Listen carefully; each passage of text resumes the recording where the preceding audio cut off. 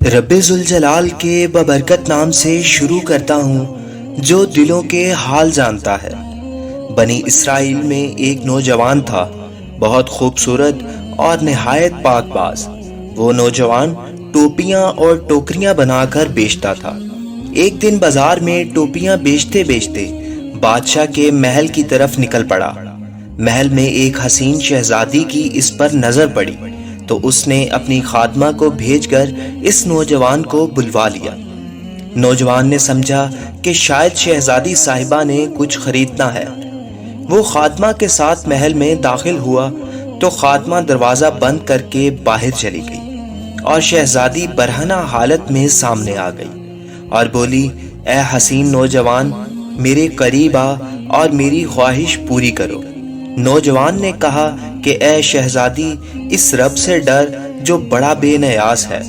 شہزادی نہ مانی اور دھمکی دینے لگ پڑی کہ اگر تو نے میری تسکین پوری نہ کی تو میں بادشاہ سلامت کے پاس شور مچاتی اسی حالت میں جاؤں گی اور کہوں گی کہ اس نوجوان نے میری عزت زبردستی لوٹنے کی کوشش کی ہے۔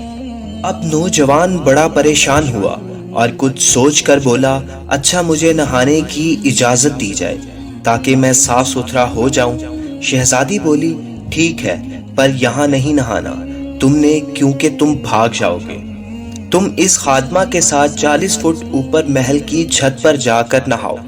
نوجوان مان گیا اور اوپر چلا گیا۔ وہاں جا کر جو اس نے دیکھا کہ اب کیا کروں، تو اس کے ذہن میں اس کے سوا کوئی اور حل نہ آیا کہ 40 فٹ چھلانگ ہی لگا دی جائے۔ اس نے چھلانگ لگاتے وقت دعا پڑھی، اے اللہ پاک، مجھے تیری نافرمانی پر مجبور کیا جا رہا ہے اور میں اس برائی سے بچنا چاہتا ہوں۔ مجھے 40 فٹ نیچے چھلانگ مار کر مر جانا تو منظور ہے، لیکن تیری نافرمانی نہیں۔ یہ کہہ کر نوجوان نے چھلانگ مار دی۔ اسی وقت ایک فرشتے کو باری تعالیٰ سے حکم جاری ہوا کہ جاؤ اس نوجوان کو بچاؤ۔ فرشتے نے اس نوجوان کو اپنے پروں میں سما لیا اور آرام سے نیچے اتار لیا۔ نوجوان بڑا خوش ہوا اور اسی وقت شکرانے کے نفل ادا کیے اور بارگاہ الہی میں عرض کی کہ اے مولا، تو چاہے تو مجھے اپنے اس کام سے بے نیاز کروا سکتا ہے۔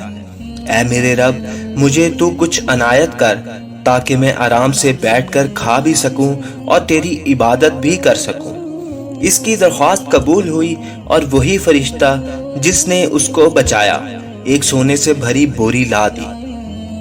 عظیم نوجوان نے پھر سجدہ شکر ادا کیا اور بولا، اے میرے پروردگار، یہ جو سونا اسی رزق کا حصہ ہے جو مجھے دنیا میں ملنا تھا، تو اس میں برکت عطا فرما، اور اگر یہ اجر کا حصہ ہے جو مجھے آخرت میں ملنا ہے اور اس کی وجہ سے میرے آخرت کے اجر میں کمی ہوگی تو مجھے یہ دولت نہیں چاہیے۔ نوجوان کو ایک غائبانہ آواز آئی، یہ جو سونا تجھے عطا کیا گیا ہے اس صبر کا 70واں حصہ ہے جو تو نے اس گناہ سے بچنے کے لیے کیا۔ اس نوجوان نے کہا، اے میرے مالک، مجھے ایسے خزانے کی حاجت نہیں جو آخرت میں میرے اجر میں کمی کا باعث بنے۔